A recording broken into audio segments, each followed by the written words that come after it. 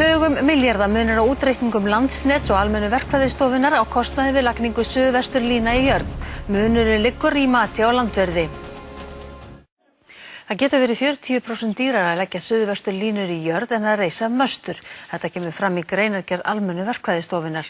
Landsnet hefur sagt kostnaðinn 5 til 7-falt meiri.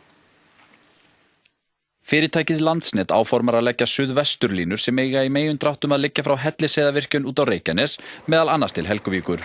Áætlaður kostnaður við fyrstu 4 af 5 áföngum verksins nemur 27 milljörðum króna. Íbúar og landeigendur á Vatnsleysuströnd eru margir hverjir óánægðir með þessi áform Landsnets og vilja frekar fá strenginn í jörð. Landsnet hefur hins vegar lýst því yfir að lagning í jörð sé 5 til 7-falt dýrari en loftlína. Bæjarstjórn Voga ákvað nýlega að strengurinn skyldi lagður í jörð í landi sveitarfélagsins. Sú ákvörðun var að stórum hluta byggð á greinargerð Almennu verkfræðistofunnar frá árinu 2008 en þar var kostnaður við loftlínur og jarðstrengi borinn saman.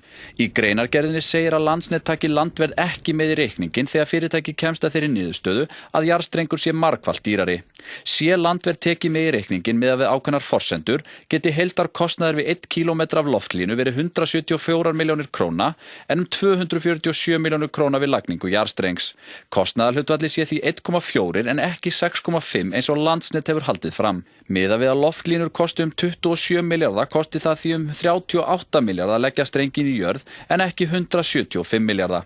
Almennt gerir Almenna verkfræðistofan því athugasemd við þá staðhæfingu Landsnets að jarðstrengur sé ekki raunhæfur kostur.